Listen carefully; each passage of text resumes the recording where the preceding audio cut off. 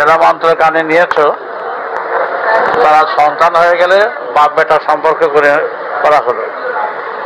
এই মন্ত্র যে একটা কাগজ দেওয়া হয়েছে, ছোট ছোট কাগজ, কাগজের পিছনে লেখাও আছে, যে কাগজ পড়তে পারো সে পড়ে মুখস্থ করে কাগজ ছেড়ে ফেলে দেবে অথবা রেখে দিতে পারো।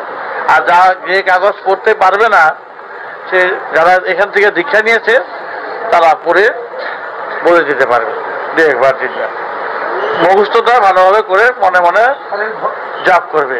জপ সর্ব অবস্থায় করতে পারবে। বাইরে আছে তোদের রোজে কথা শুনতে ভালো হতো।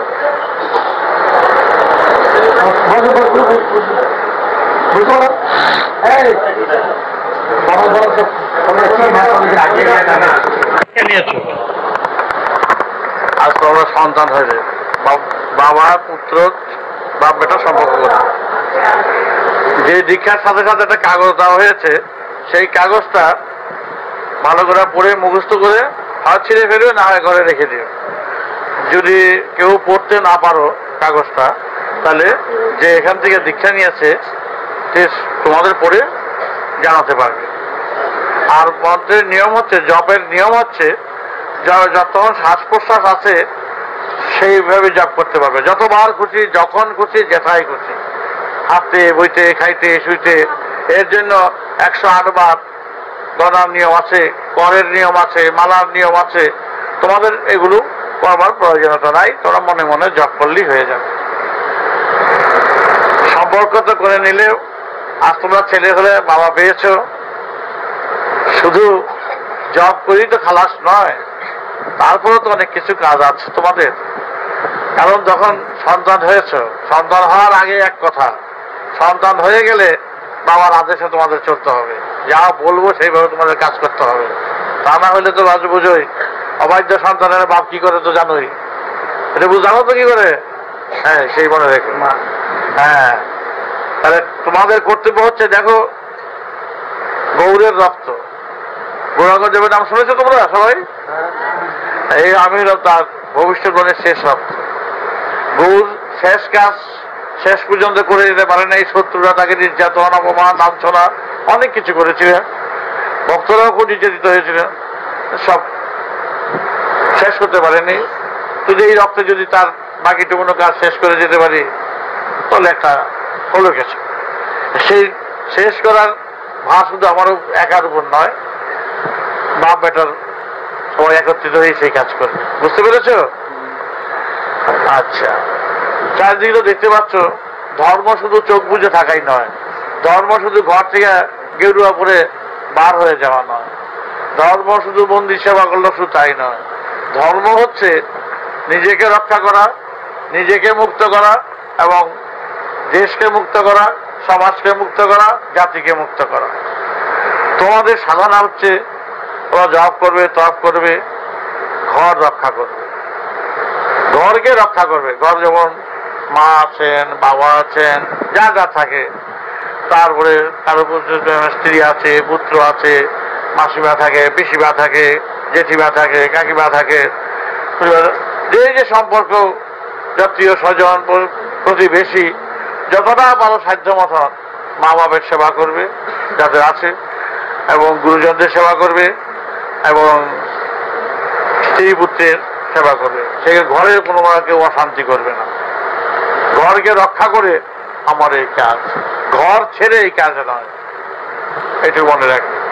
সুতরাং সুন্দরভাবে পালন করে, সুন্দরভাবে গুছিয়ে টুচিয়ে তোমরা বেদের কাজে, বেদ প্রচারে সবাই তোমাদের কাজ করতে হবে।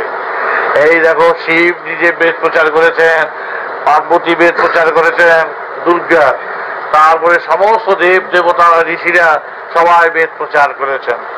বেদ প্রচার করার অধিকার সবাই দিয়েছে, তোমরা বেদের বাহক আর প্রচারক।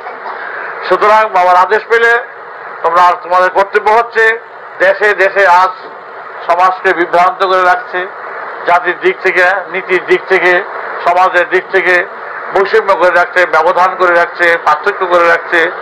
সুতরাং এক শ্রেণী অবহেলিত, এক শ্রেণীর লোকেরা আর শ্রেণীকে অবহেলা করছে, তুচ্ছ করছে, অবজ্ঞা করছে।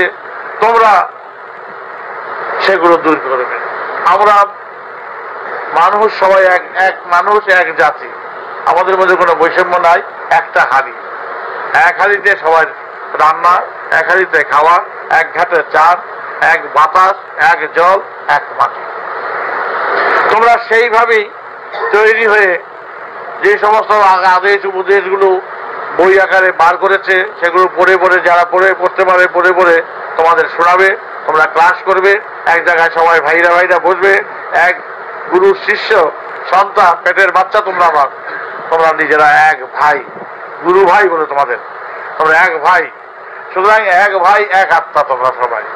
তোমরা নিজেরা বসে আলাপ আলোচনা, প্রত্যেকে গোপন আলোচনা করবে, সুন্দর করে বুদ্ধি করে বিবেচনা করে কিভাবে কাজ করতে হবে, কিভাবে প্রচার করতে হবে, কার কোন দিকে যেতে হবে, কে কিভাবে কাজ করতে হবে, সব কিছু সুন্দরভাবে সাজিয়ে গুছিয়ে তোমরা কাজ করবে। এবং আমি চাই তোমরা যেখান থেকে এসছো সেই সমস্ত পাড়ায় পাড়ায়, একেবারে গ্রামে গ্রামে, গ্রামাঞ্চলে সর্বত্র ছড়িয়ে দাও বেদের সারা, বেদের প্রচার, বেদের নীতি।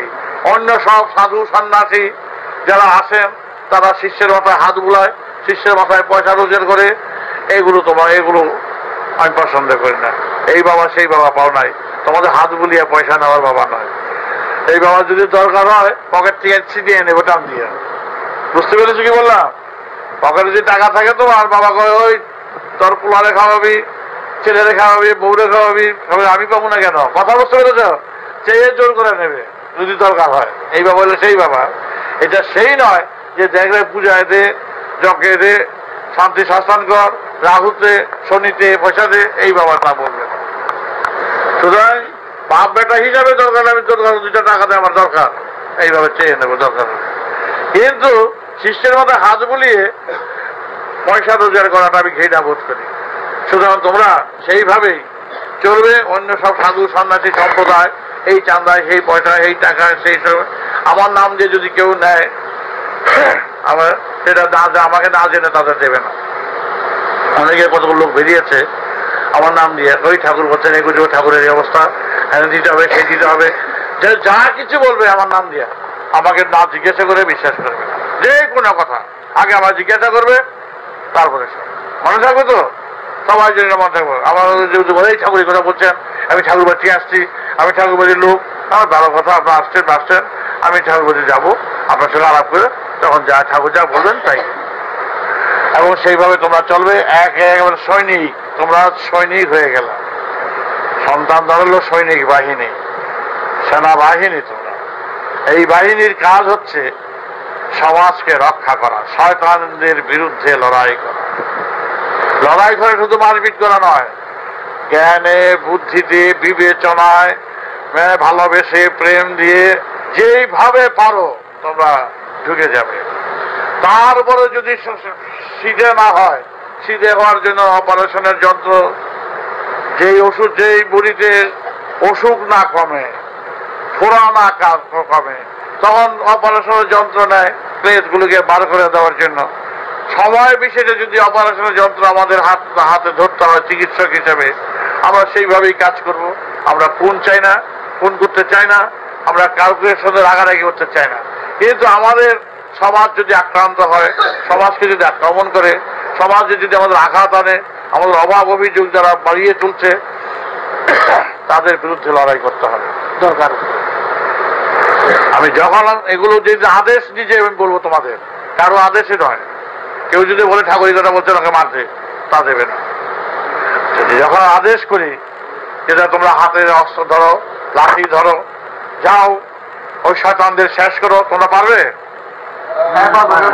হ্যাঁ পারবে সবাই বলো? তাহলে সেইভাবে তোমরা কাজ মনে দিতে প্রস্তুতি নিও। সব ভাইরা তোমরা, সব বোনেরা, সব সন্তানেরা তৈরি হয়ে যাও। এই বাপের কাজ অহিংসা ঠিকই, কোনো হিংসা চায় না, কিন্তু এই বাপের কাজ যখন হিংস্রতায় নামবে, ওই হিংস্র তাদের শেষ করার জন্য প্রচুর যে হিংস্র আমাদের শেষ করছে, সেই তখন হিংস্রতার সাথে কাটা দিয়ে কাটা করতে হবে, তখন কাউকে ছাড়া হবে না। মনে রেখো, তখন ডাইরেক্ট সরাসরি আদেশ করবো শয়তান পিঠাও, একে শহরের কথা নাই। মনে রেখো, তার আগে তোমরা কাজ করে যাও। প্রচার করে যাও। আমরা সুন্দর আমরা রাজনীতি করি না, অনেকে বলবে ঠাকুর তো রাজনীতি করেন, রাজনীতির কথা এগুলো নয়, বেদের কথা, বেদের নীতির কথা। রাজনীতির কথা হচ্ছে পকেট ভারী।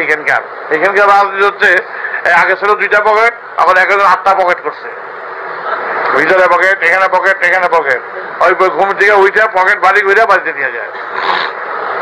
আজকের রাজনীতি বেশিরভাগ এই পকেট নিচ্ছে, পকেট ভারী নিতে। আর আমার রাজনীতি লেংটি বুঝা কপিন ছিল, কপিন ছোট যাচ্ছে এখানে শুধু কপিন বইয়া, কেন কপিনের তো লেংটির তো পকেট থাকে না, লেংটির আর পকেট কি, শুধু একটুখানি একটু আর কিছু না।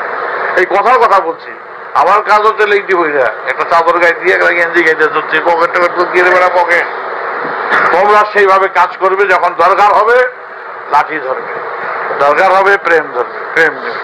তোমরা সেইভাবে সব ভাইয়েরা বোনেরা তোরা খাচ্ছে প্রাণ দিয়া, ছেলেরা মেয়েরা খাচ্ছ। আমি দেখতে চাই আজ থেকে তোমার 3 মাসের ভিতরে তোমরা কে কতজনকে বেদের ধারায় আনতে পেরেছ, আমি পুরস্কার দেব। আমি দেখি যে প্রত্যেকের নাম তো লিস্ট করা থেকে হয়ে গেছে, যে কার মাধ্যমে কতজনকে তোমরা বেদের ধারা আনায়, মানে সবচেয়ে বড় সেবা। মানুষ গোদান করে, গরু দান করে, হাজার গরু দান করলা, 1000 রুগীর সেবা করলা, বলতে কোন সেবার দাম নাই এখানে। বেদের সেবায় যদি মানুষকে জাগিয়ে তোলো, এটা হলো প্রকৃতির সেবা। চন্দ্র সূর্য গ্রহ নক্ষত্র সেইভাবেই সেবা করছে।